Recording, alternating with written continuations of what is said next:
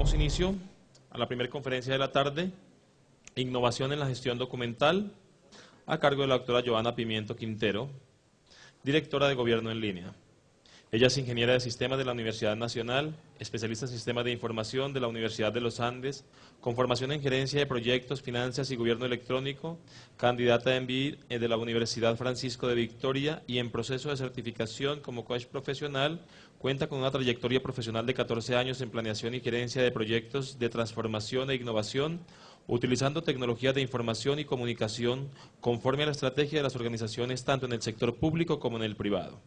Ha liderado la definición e implementación de la estrategia de gobierno en línea desde 2012 a 2015, estableciendo los lineamientos de política y técnicos a través de 3 ejes estratégicos: gobierno abierto, eficiencia administrativa y trámites y servicios en línea. Ha liderado la implementación de la estrategia de gobierno en línea a lo largo de toda la rama ejecutiva, que comprende más de 200 entidades del orden nacional, todas las alcaldías y gobernaciones del país, las corporaciones y las notarías, logrando que Colombia se identifique como país líder en datos abiertos y en prácticas en participación electrónica. Ha estado a cargo de la definición e implementación de esquemas de adquisición de tecnología vanguardistas en Colombia, tales como fábricas de software, cloud computing y acuerdos marco de precios. Además de la experiencia en temas de gobierno en línea, como consultora y ahora como directora, cuenta con experiencia como docente universitaria, consultora en tecnología y planeación, líder de tecnología en entidades, gerente de proyectos de tecnología en otras instituciones mixtas, públicas y privadas. Doctora Joana, tiene usted la palabra. ¿Entendido? Buenas tardes a todos. Muchas gracias por estar acá el día de hoy con nosotros. Estuvo un poquito larga la lectura de la hoja de vida, no sé. Lo recuperaron de archivo porque ya uno solamente dice como en dónde está y qué es lo que hace en 2 frasecitas. Bueno, muy bien. El día de hoy quiero compartir con ustedes pues un reto. No traigo soluciones, sino que traigo un reto que creo que ustedes me pueden ayudar a resolver. Y tiene que ver pues con este tema de los documentos electrónicos y cómo está creciendo todo este mundo de la información, los datos, los documentos electrónicos y los retos tan enormes que tenemos para poder conservarlos, accederlos, reproducirlos, etc. Vamos a empezar. Entonces, yo quisiera que arrancáramos con una reflexión y es, ¿qué es lo que entendemos por innovación en la gestión documental? ¿Ustedes creen que se puede hacer innovación en la gestión documental? Totalmente, ¿cierto? ¿Qué es para ustedes innovación? ¿Y qué podría ser la innovación en la gestión documental? Un ejemplo. Algo nuevo, muy bien. Pero simplemente con que sea algo nuevo ya tenemos innovación. ¿Ustedes qué opinan? Que sea útil, exacto. Que mejore procesos. ¿Qué más? Que genere valor.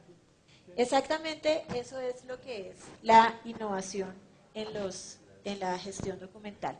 Encontrar formas, esta cosita se está despegando, encontrar formas en las cuales podamos generar valor cambiando o introduciendo procesos novedosos, pero que sean útiles, Algo muy importante en la innovación es que no es solo novedad, sino que estamos introduciendo algo que puede ser novedoso, pero que está generando valor y es útil y genera un beneficio en algún tipo de sentido.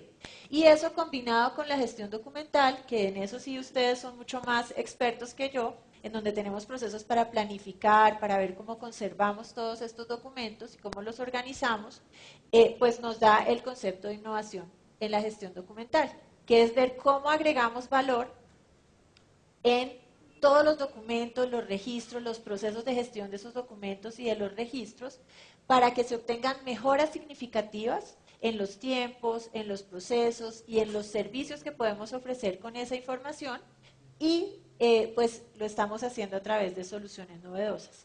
Entonces, entre todos, pues hemos construido este concepto de la innovación en la gestión documental.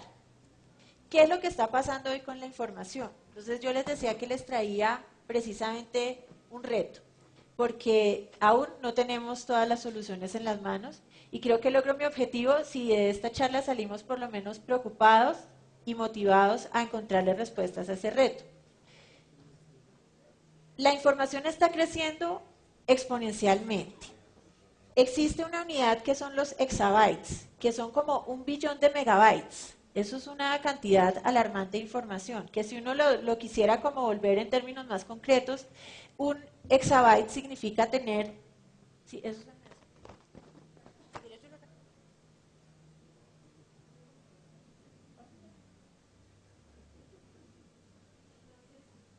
No. Ahora sí pegó, pero no. Listo. ¿Ya? Listo. Entonces, estos exabytes, un exabyte es equivale a todos los libros que se han generado desde el inicio de la escritura y la generación pues, de los libros, de los documentos como libros, hasta el 2013. ¿Sí? Eso es un exabyte. Lo que está proyectado es que al 2017 la información que vamos a estar manipulando es de alrededor de 125 exabytes. Y eso es una estimación, pues digamos, del IDC, pero puede ser que sea mucho más. El crecimiento que se está dando en la información no es solo en información estructurada, que es lo que nosotros conocemos como esos datos que están en bases de datos, en archivos y en esquemas que son fácilmente manipulables por máquinas, sino que el crecimiento mayor, como ven en esta gráfica, esto apunta así, es en información no estructurada. El 80% del crecimiento de información se va a dar en información no estructurada y el 20% en información estructurada. Por lo tanto, el reto lo tenemos acá, en esa información no estructurada que tenemos que empezar a manejar. Hoy estamos por acá, miren el crecimiento que se va a dar solamente en 4 años. Y con el reto tan enorme que significa la gestión de la información no estructurada. Pero el problema no para ahí, el problema continúa, porque eso es una estimación que nosotros creemos que puede ser algo confiable porque la hizo un instituto como el IDC, pero cada vez estamos generando más datos no estructurados en diferentes fuentes. Están las redes sociales, que es una fuente que ya habíamos identificado, en donde estamos intercambiando permanentemente información. Está los objetos que hablan o las cosas, el Internet de las cosas. Ya nosotros tenemos aparatos, yo inclusive tengo, hoy no lo traje, un aparatico que me vive midiendo si estoy caminando o no estoy caminando, si comí o no comí, si quemé las calorías o no quemé las calorías. Esa información se la está mandando a mi celular a su vez con eso mira qué es lo que tengo que comer y entonces me genera más información y después a su vez eso va a un servidor en donde están controlando qué está pasando con la población que tiene este tipo de herramientas, están obteniendo toda esa información. Entonces ya el Internet de las cosas está en nuestra vida cotidiana y se está generando mucha información que empieza a, digamos, navegar en diferentes partes de nuestro entorno. Hay otros esquemas a través de nuestras redes y de nuestros dispositivos móviles. Por ejemplo, veía esta semana que Google está haciendo un experimento que se llama Ingress, es un juego, no sé, ¿alguno lo conoce? ¿No?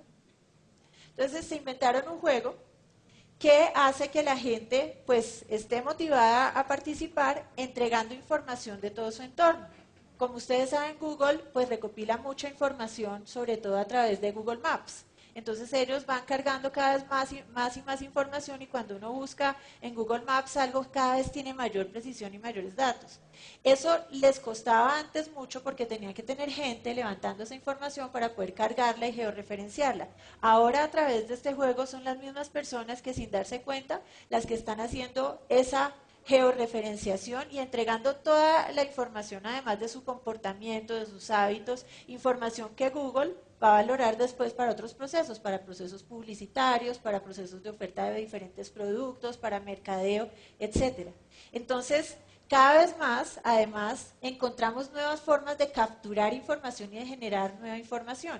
Y con esa información, yo esta mañana, repasando un poco lo que les iba a contar, decía que ahora la información no solamente nace, crece, sino que nace, crece, se reproduce, pero no muere. No muere. Y porque cada vez necesitamos recuperar esa información. Entonces, es otro de los retos el tema de toda esa información que se está generando en cosas que antes no nos imaginábamos que se podían generar. Además de eso, pues como veíamos, está creciendo la información no estructurada es la que más crece, ¿cierto? Los retos están ahí, pero además lo más costoso es administrar información no estructurada. Es más barato administrar información estructurada, que está en bases de datos, que tiene herramientas más o menos estándar en las cuales uno puede administrar esa información y gestionarla, pero la información no estructurada es la más costosa. Este cuadrito lo que muestra es cómo va aumentando la complejidad en la medida que vamos volviendo más desestructurada la información. Entonces hay una primera complejidad que es la de tener, por ejemplo, textos, logs de los diferentes archivos. Después vienen los documentos, que además a su vez van creciendo en tamaño, ¿no? En la medida que vamos subiendo, vamos creciendo en tamaño, en complejidad, y también lo que está aquí abajo es qué tipo de herramientas necesitamos nosotros para procesar ese tipo de información. Entonces uno, pues si tiene archivos básicos, simplemente con herramientas como buscadores e índices, pues puede navegar esa información y encontrar lo que necesita. Pero en la medida que aumentamos toda esta complejidad y tenemos más volúmenes de información, pues ya tenemos que empezar a utilizar otras capacidades mucho más también complejas, diversas, con mucho mayor poder computacional también para poder empezar a buscar sobre esos grandes volúmenes de información. Yo no sé si ustedes se acuerdan, pero antes uno ponía en Google una búsqueda cuando Google empezó y se demoraba mientras que buscaba e indexaba en los documentos que ya existían en Internet. Ahora la búsqueda es en segundos, pero además sobre un volumen mayor de información. Y cada vez va a ser peor, o sea, cada vez esa capacidad y ese procesamiento que se requiere, pues es mayor. Y además, pues como les decía, los datos nacen, crecen, se reproducen, pero además también se tienen que intercambiar. Entonces, hay datos que tenemos en una institución, sea nacional o sea pública, privada, una ONG, nosotros mismos, que a veces necesitamos intercambiar con otros para generar otra información. Entonces eso también genera retos porque además de la complejidad del volumen que tenemos, pues también tenemos que encontrar formas de que esa información se entienda y se pueda vincular una con la otra. Eso es lo que nosotros pues llamamos interoperabilidad. Pero antes la interoperabilidad era solo como cómo vemos que se comunica un sistema con otro sistema y se cambian datos que después generan un resultado. Ahora la interoperabilidad también tiene que ir hacia los documentos y sobre esos documentos e información no estructurada que es sobre la que estamos pues preocupados. Entonces, ¿qué hacemos con esto? O sea, ahí el reto es enorme, ya digamos el reto ya no es tanto los documentos físicos, si los documentos físicos ocupan un espacio físico, imagínense si uno convirtiera toda esta información que les decía que se va a generar en documentos físicos, no tendríamos cómo manejarla. Entonces todo esto pues es en el mundo digital y cada vez es más difícil de procesar. Cada vez esas capacidades de procesamiento para poder administrar esta información pues son más difíciles de tener.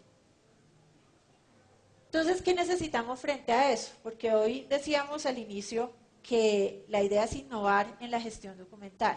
Entonces tenemos ya más o menos claro el entendimiento del problema, ¿cierto? Ya sabemos que son grandes volúmenes, diversidad, información no estructurada, pero ¿qué podemos hacer desde ya para poder facilitar ese procesamiento de esa información? Entonces tenemos que encontrar la forma en que esos documentos que se están generando en este mundo digital sean documentos que se describan a sí mismos. Es decir, que podamos cada documento saber qué es lo que significa, qué información puede contener. Ahorita vamos a ver eso cómo podría hacerse. ¿Qué otra característica necesitamos? Necesitamos que la información que esté en esos documentos pues sea fácilmente encontrable por diferentes sistemas, por los robots, por los algoritmos de inteligencia artificial que ya hay en el mercado. Necesitamos que esos documentos también se vinculen, ¿cierto? Porque veíamos que crecen, se reproducen, o sea, se combinan unos con otros y generan otra información. Entonces necesitamos que se puedan generar vínculos entre esos documentos. También necesitamos que ya no solamente estemos pensando en un solo formato de los documentos. Un documento que hoy está en PDF, deberíamos poder volverlo un XML, que es un formato de intercambio, o poderlo llevar a un HTML, o poderlo devolver y trabajarlo en un Excel. Entonces ya tenemos pues que hacer que esos documentos tengan una versatilidad mucho mayor. ¿Qué ventaja nos trae tener todas esas características? Es lo que nosotros llamamos tener un documento inteligente. ¿Qué ventajas nos puede representar?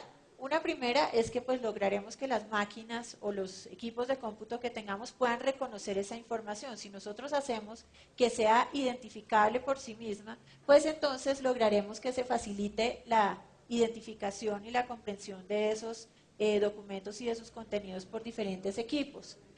También nos permite que si utilizamos ese tipo de formatos y de esquemas, pues esos documentos y muchas de las tareas que tienen que ver con esos documentos y esa información puedan ser delegables hacia un software, porque ya nosotros físicamente no vamos a poder manejar tales volúmenes de información. Tenemos que poder tener unos esquemas que nos permitan delegarle a software, a diferentes algoritmos, sistemas de información, que hagan varias tareas de indexación, de recopilación, de recuperación, etcétera.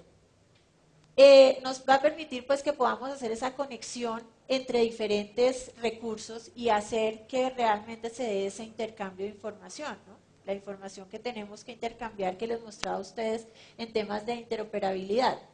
Y pues lograr también que con eso se genere más conocimiento, no solamente tener la información sin contexto, sino que esa información con contexto puede ayudarnos a generar conocimiento cuando además se combina con otra información. Entonces, ¿qué debemos tener en cuenta? Acá me hace falta una diapositiva tal vez. Acá. ¿Qué debemos tener en cuenta para poder hacer los documentos más inteligentes desde hoy? Primero, lograr que esos soportes tradicionales, que ahora son tradicionales, antes no, antes lo tradicional era el papel, esos esquemas tradicionales que ya son fotos, documentos, tweets, archivos de nuestro computador, mensajes que estamos intercambiando a través de nuestras redes, se complementen y se enriquezcan con metadatos. Metadatos son nada más que información que caracteriza y permite identificar esa información. Entonces, y eso no es tan difícil y no requiere un procesamiento pues aparte, sino que eso ya viene inmerso en las mismas aplicaciones que nosotros estamos utilizando. Por ejemplo, las fotos que están tomando, ahí les quedan registradas con una hora, con una fecha. Si quieren, si le tienen la ubicación prendida al celular, les dicen dónde tomó la foto. Si tienen, digamos, acceso al log de eso, les está diciendo con cuántos megapíxeles les grabó la foto, les está diciendo si utilizaron flash o no. Ahí nada más ya tienen metadatos de esa foto que ustedes tienen ahí, pero no somos tan conscientes de esa información. Pero eso, conservar esa información y administrarla adecuadamente nos va a permitir hacer que el documento se identifique por sí solo más adelante. ¿Qué otra cosa tenemos que hacer? Lograr clasificar esa información, tener unos esquemas de clasificación, digamos lo tradicional que yo conozco, pues en mi ignorancia del tema archivístico, son las tablas de retención documental, ¿cierto? En las tablas de retención documental tenemos un esquema de clasificación que nos permite identificar categorías de información, cómo la manejamos, cuánto tiempo la conservamos, etcétera. Aquí hay que llevar ese símil al mundo digital y empezar a trabajar en las instituciones en donde nosotros estemos cuidando y preservando pues la documentación, cómo hacemos para clasificar y conservar correctamente esa información que se está generando. Yo estoy segura que cada uno en su casa tiene, por ejemplo, las foticos que van tomando en el celular o que van tomando con sus cámaras. Allá le tienen una carpetica y entonces algunos la organizan geográficamente. Ah, esto fue, yo estuve en Melgar, esto fue en Cartagena, esto fue no sé qué. Otros lo cogen y lo organizan por las personas que están ahí, los amigos, la familia, el trabajo, etcétera. Esos son esquemas de clasificación que sin querer ya se están generando, pero sobre los cuales tenemos que empezar a trabajar porque esos esquemas son los que le dan el contexto a esos documentos y a esa información que nosotros estamos trabajando. Entonces es muy importante empezar a ver cómo logramos clasificar toda esta información, que además, como les decía, en las tablas de retención nosotros decimos hasta cuándo muere un documento, ¿no? Cuándo lo damos de baja, cuándo lo pasamos al archivo pasivo, etcétera, ¿cierto? Acá el reto es, pues no muere, se va a reproducir, lo tengo que dejar disponible e identificable y que se pueda combinar con cualquier otro contexto. Entonces, el reto es empezar a desarrollar esos esquemas de clasificación.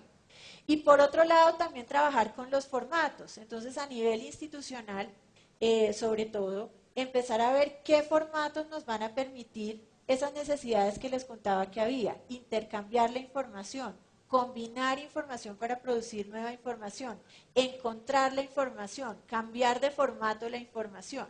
Entonces ya hay montones de formatos, pero probablemente algunos formatos nos ayuden más a hacer ese proceso de transformación. Por ejemplo, si yo tengo un Word hoy, un archivo construido en Word, fácilmente lo estoy pudiendo pasar a PDF.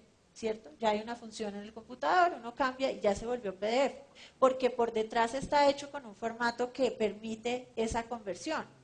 En cambio, pues ya se puede, pero antes con un poquito más de dificultad. Si yo tenía un PDF, no lo podía volver ningún otro tipo de formato. Ya ahora hay unos software que le permiten a uno recuperar algunas características del documento en Word o en un archivo .rtf. Entonces también tenemos que tomar decisiones sobre los formatos en los cuales estamos conservando esa información. Entonces, cuando hablamos de documentos inteligentes nos estamos refiriendo a ese tipo de características y como les contaba, pues los retos que tenemos son enormes y hay más. O sea, yo de lo que les hablé es solamente la puntica del iceberg. Hay más cosas. Tenemos los temas de realidad virtual. En donde se está generando información a partir de nuestra propia información que ni siquiera estamos empezando a cuantificar.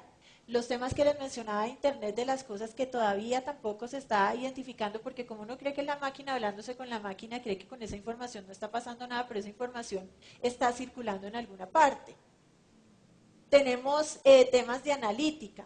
Hay unos temas de analítica que pues todo el mundo promueve, que es pues que tenemos que tener mucha información, de mucha calidad en las diferentes instituciones para poder hacer análisis inclusive de lo que va a pasar más adelante.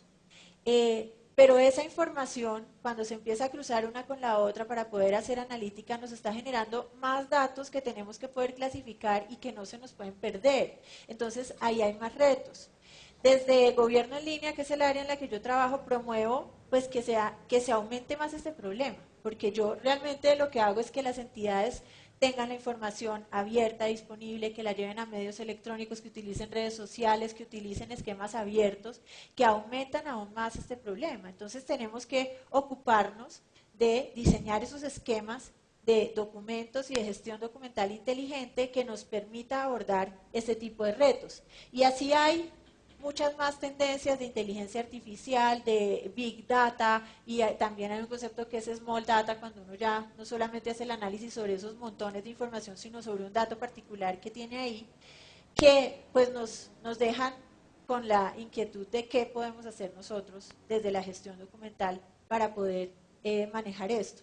Yo no sé si ustedes en el trabajo diario, en cada una de las instituciones en donde estén, ya han tomado medidas para poder administrar este tipo de información. ¿Alguno que me cuente un ejemplo? ¿Y cómo quedan después de esta charla? ¿Cómo quedan? ¿Preocupados? Ah, bueno, cumplí mi tarea. Porque necesito que estén preocupados porque esa es la realidad. Hay mucha información, o sea, no es solamente el archivo y la carpeta, cada vez esa documentación física va descendiendo. La información no estructurada que está en Internet, en las máquinas, en nosotros mismos, es de la que nos tenemos que ocupar, de la cual tenemos que empezar a pensar cómo vamos a conservar, cómo vamos a clasificar, cómo vamos a entregar y cómo vamos a encontrar. Entonces, el reto es precisamente ese, ¿sí? Y ahí es donde tenemos que empezar a ser innovadores, a encontrar soluciones novedosas para que desde ya podamos estar haciendo todo ese esquema de clasificar, empezar a encontrar metadatos, todo eso. Entonces, pues ese era el tema que tenía para contarles hoy, un poco una perspectiva de lo que es necesario que empecemos a pensar en temas de documentos digitales, de información digital, y que es muy importante que asuman realmente como reto porque es la realidad. Cada vez va a ser menos la información física que vamos a manejar. Esa información tiende a morir. Esta información tiende a mutar. Nace, crece, se reproduce, no muere, muta, vuelve y nace, crece, es como un virus. Entonces, de eso nos tenemos que ocupar desde ya. Entonces, muchas gracias. Si tienen alguna pregunta, con mucho gusto estoy disponible para atenderla.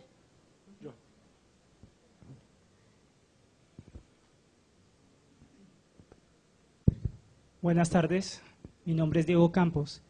Básicamente, desde la industria de desarrollo de software en Colombia, uno evidencia que gobierno en línea, Mintix y AGN particularmente, pues establecen buenas prácticas en torno a la gestión de documento electrónico, ¿cierto? Dentro de las buenas prácticas está, por ejemplo, que los documentos estén en formato PDF/A, pero entonces uno no evidencia como tal que haya algo reglamentario o mandatorio acerca de estos documentos, que debe mantenerse cierto estándar y de ahí no se sale. Bien, entonces mi pregunta es porque dentro de la industria de software uno nota que cada desarrollador o cada tecnología entrega estándares o más bien formatos que terminan siendo propietarios. Entonces eso va a repercutir en estos temas de gobierno en línea. No sé si están pensando en establecer un protocolo o más de un protocolo, un estándar en documento electrónico. Bueno, ya hay varias cosas definidas, ¿no? En primer lugar, sí hay una obligación que es el decreto de gobierno en línea. Hay un decreto pues que traza las líneas de lo que deben desarrollar las entidades en un marco de tiempo, y ese decreto se renovó recientemente incluyendo un componente muy importante que es el marco de referencia de arquitectura. Ahí hay estándares mucho más específicos que recomendamos a las entidades seguir. Ahora bien, ahí la responsabilidad es de lado y lado. Nosotros generamos los lineamientos, las entidades públicas los tienen que cumplir, pero la industria también se tiene que adaptar a esas necesidades, porque lamentablemente uno ve que pasa que todavía la industria se sigue desarrollando alrededor de temas propietarios que hacen pues que el negocio siga para ellos, pero no necesariamente están reconociendo esta realidad. Y pues en los sitios muy lejanos a donde uno de pronto no llega y no llega a contar esta historia y a sensibilizar a la gente, pues entonces los convencen y les hacen comprar herramientas que realmente no les van a servir. Entonces nosotros, además de tener los lineamientos, de sacar los estándares, de obligar a las entidades, también estamos trabajando un poco con la industria para ver que en realidad se adapte a lo que se necesita y pues formando a todas las personas, diciéndoles, oiga, pilas, que no le pongan un formato cerrado porque ustedes pues no van a poder hacer todo lo que yo les mostraba acá que va a pasar. Entonces, es un conjunto de estrategias, pero sí ya hay un poco más de énfasis en la obligación. Ahora, nosotros no somos de la política de decir va a ser un solo estándar, porque eso es dinámico. Hay unos que hemos identificado que nos permiten hacer todo eso que les mencionaba, poder tener metadatos, poder tener exportación a otros formatos, poder procesar por máquinas, etcétera. Pero el mundo cambia cada segundo y nosotros no nos podemos amarrar y decir, no, solo todo el mundo entonces, no sé, XLS, todos con archivos de Excel, porque ya mañana va a haber otra cosa. Entonces lo que siempre estamos buscando es pues cada vez como ser más abiertos y dejar las opciones que sean posibles, pero que a su vez pues que todo el mundo sea consciente, las entidades, la industria y todos, y hagamos pues que todo eso después se pueda comunicar, porque si no, de todas maneras, la empresa que está haciendo la tarea de tener un negocio súper centralizado con su tema propietario, pues va a morir en este mercado que yo les mostré porque no va a poder intercambiar su información después y él no va a ser capaz de atender a todo el mercado. Entonces es un tema como de visión de todos y de trabajo conjunto y de ver hacia dónde van las cosas. Bueno, muy bien. ¿Alguna otra pregunta? No está relacionada con la charla, pero sí Bueno, con el tema bueno, de gobierno en línea. sí. No es personal. Ok. En este momento se está reportando plan de eficiencia administrativo a MINTIC y Presidencia de la República, las entidades del Estado. Pero también tenemos FURAC que lo reportamos a la función pública. En este momento, por ejemplo, en el sector de minas, se nos piden los dobles reportes. Pero la idea que habíamos entendido era que era simplificar a través de FURAC. Sí. Entonces, no sé si estamos haciendo de pronto la tarea un poco mal o si deberíamos simplificar y irnos por FURAC, ¿qué es lo que nos va a regir? Pues legalmente debería ser solo el FURAC, ¿no? El FURAC, para las personas que de pronto no lo conocen, es un formulario único de registro de acciones como administrativas y de reporte de avance en la gestión. Eso es un formulario en donde las entidades reportan cómo van en diferentes políticas, que antes se hacía por separado. Entonces había como 22 cosas. Uno tenía que reportar cómo iba en anticorrupción, cómo iba con control interno, cómo iba con gobierno en línea, cómo iba con diferentes cosas. Entonces, al crear esta herramienta, lo que se buscaba es que se reportara en un solo punto. Por lo tanto, los temas de eficiencia administrativa que estaban en la directiva presidencial inclusive 04 están incluidos en el FURAC, ¿sí? Entonces, lo correcto es reportar en el FURAC. Pero ¿qué pasa? Como el mundo cambia cada segundo, con el FURAC ya descubrimos que hay unas cosas que hay que fortalecer, porque mucha gente, como el formulario es estático, se llena solamente una vez al año o 2 veces al año, entonces estamos reportando que vamos bien en todo para salir bien en la foto, pero no estamos reportando la realidad. Entonces vamos a tener que fortalecer esa herramienta para poder tener una gestión más permanente, de tal manera que les sirva a las entidades para poder mirar cómo va evolucionando y cómo avanza, y a nosotros también para poder tomar decisiones adecuadas. Porque hoy en día el formulario, voy a echarle la culpa al formulario, no a la gente, nos está mostrando información que no es. Entonces, pues ese es como el esquema de hacia dónde va a ir ese tema. Bueno, ¿alguna otra pregunta? ¿No? Pero preocupados al menos, sí. ¿Cierto? Bueno.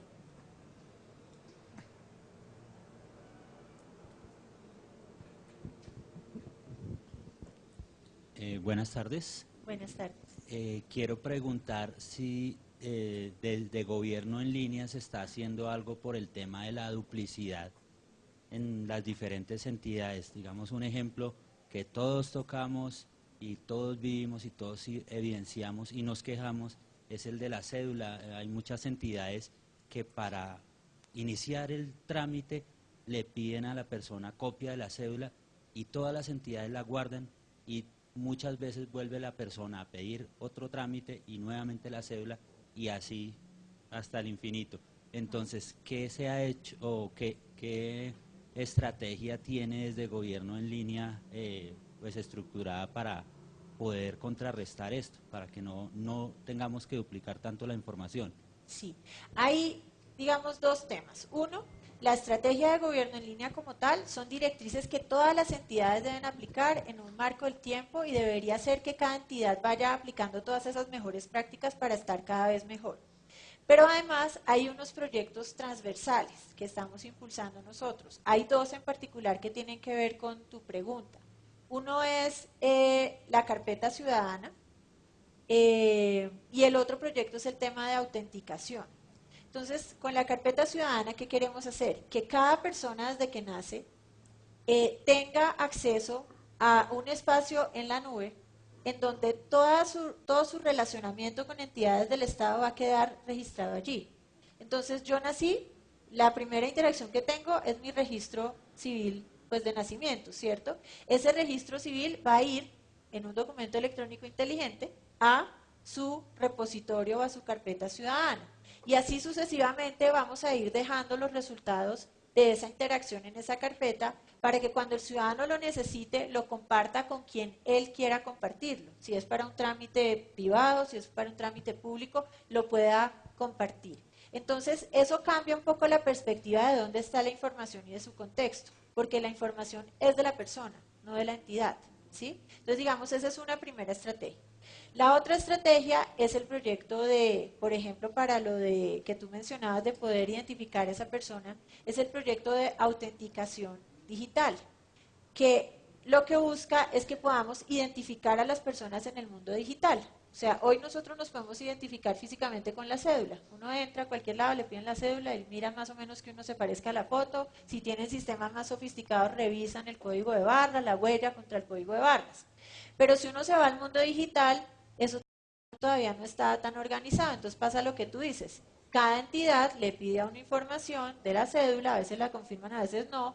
En internet otros se inventan que le piden a uno un usuario y un password, otros inventan que se necesita certificado digital y así sucesivamente. Hay una variedad enorme y todas las entidades tratando de ver cómo identifican a las personas. Entonces lo que estamos ahí diseñando es un modelo que nos permita identificar a las personas en el mundo digital en esa interrelación, por lo menos arrancando con las entidades públicas.